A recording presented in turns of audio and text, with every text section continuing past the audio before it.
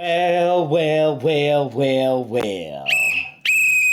Ladies, ladies and gentlemen, welcome to another episode of 10 Minutes of Football. Today's subject, we are discussing the wonder boy we have currently at Manchester United, Kobbie Boateng Mainoo. Get out of here, man.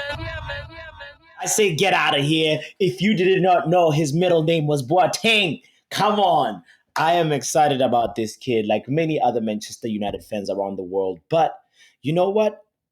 We've seen some of this before where we get excited about a player that has potential, whether that from our academy or not, a young player at Manchester United giving us moments of hope, and then they don't live up to the expectation. Now, today's question that I want to pose is, are we giving Kobbie Mainoo too much hype too soon? I'm asking this question because I listened to national radio talk sport, Andy Goldstein, and I think he was with this guy Paul Ince, and they gave me some food for thought that I want to now pose to you.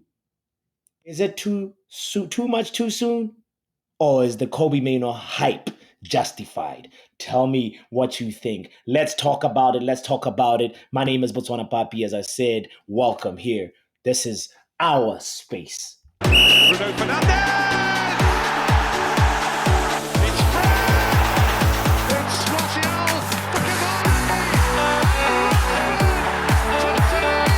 Just waiting on the back post. Surely he'll be found. And that's scores first Premier League goal at Old Trafford. There's no ways around it. The man in question, the man we're talking about, is the English legend. You could call him a legend. Paul Ince. He was a player and also a manager. He actually, his managerial profile, that's the one that I actually want to bring into question, because he was last time at Reading, right? And he started off as caretaker manager and then went on to be the manager for about 44 matches. And also he was manager at Blackpool, Nottingham, Notts County, Blackburn, MK Dons, and so forth. And Paul Ince had a very interesting take on Kobbie Mainoo that I want to just bring up to the table and say, guys, I do not want to put words in his mouth, but listen to what the man had to say when he was asked by Andy Goldstein about young Kobbie. All right. Fernandes won the goal, Mainoo won the goal, and then you see Brentford the week before that. Okay. So it's so inconsistent that how good is Kobbie Mainoo? He's okay. He's okay. Did you hear? Like, I had to hold on a second. Hold up. Okay, and Kobbie Mainoo do not go together in one sentence, in my opinion. Now, as I said, Paul Ince, his coaching pedigree is not really a pedigree. I sort of talked about it already. It's a petty. It's a petty. It's not a pedigree. It's his talent ID is what I'm now wondering if it's actually existent or not. It's seeming Gareth Southgate like. He said Kobbie Mainoo is okay. Paul Ince, have you watched Manchester United this season? Do you know that without Kobbie Mainoo, I guarantee you 100% we would be below Chelsea Football Club.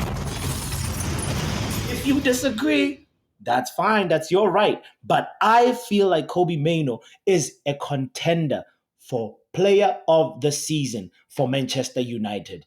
I really cannot think about more than any other player, like say maybe Garnacho is also a good shout. But Kobbie Mainoo's influence and impact in our midfield cannot be overstated. Paul Ince said, okay. Let's listen a little bit further. He's okay. Let's not get carried away. Okay. I know this is the problem, because I actually personally, there was a time where he gave the ball away, and to fair, Fernandes ran. First of all, there was a time he gave the ball. Do you even hear your own words, Paul Ince? I don't know. Everybody looks at football differently. That's the beautiful beautiful thing about this sport. But I think a game of 90 minutes is broken down into different phases of play. Now, show me one player who has never made a mistake in one phase of play. He's referring to the Liverpool game right now with Andy Goldstein in this conversation. And he's like, the way he even started, I don't think he heard himself. He said there's a time he gave the ball away. And, nobody berated him for that. That's all he was trying to land at. And I'm like, bro, one phase of play that you're going to make that as your yardstick for Kobbie's impact for like what are you talking about? In Chelsea Dan's word, what are you waffling about, mate?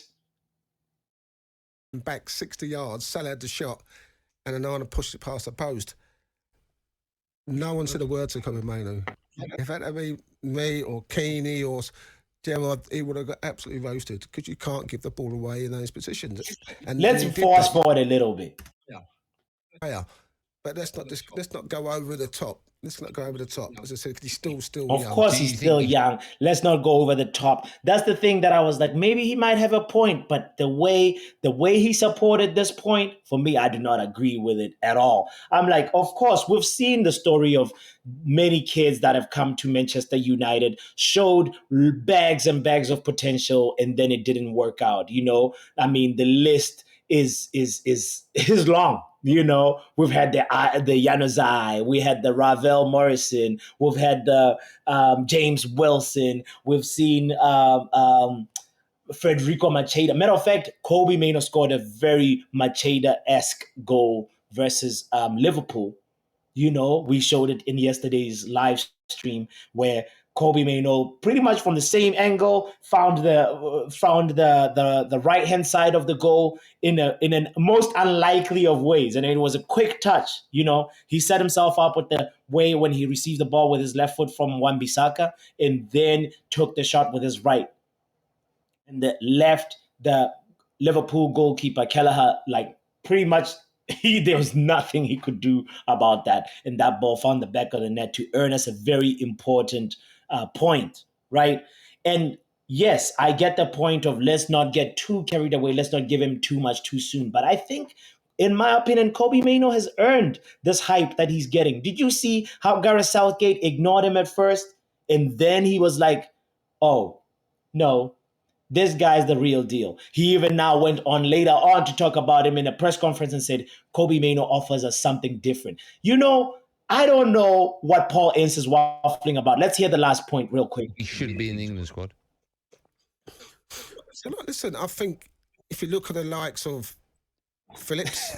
Get out of here. That's it. I'm done. How are you going to mention Calvin Phillips when we're talking about Kobbie Mainoo here? Are you serious, Paul Ince?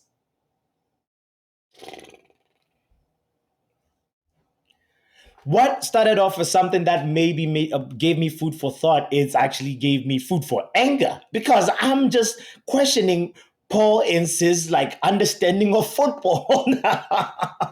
Of course, Kobbie. Do you see that Kobbie Mainoo is doing well? He's one of the standout performers for Manchester United in a very, very dysfunctional midfield that's still trying to figure out how to press, trying to figure out how that distance is between each other. We all know our midfield is OnlyFans FC. It's wide open. It is, you can park a plane, a bus, and build a shopping complex where our midfield is supposed to be. But Kobbie Mainoo has more or less found a little bit he's found himself as one of the more consistent players. I think there's only one game where he got a 6 out of 10, or in this channel we always do grades. I think there was only one game where he might have got a B minus, but the rest has been performances that are above that and more or less outstanding and more or less bailing us out versus Wolves. You go sit down and talk to me about Calvin Phillips when Kobbie Mainoo is the real deal? Come on, get out of here. Get out of here, man. Kobbie Mainoo, Kobbie Boateng Mainoo. Put some respect on his name. Do you think we're giving him too much hype too soon? Let me know your thoughts in the comments. It's 10 minutes of football. We out. Football power hour.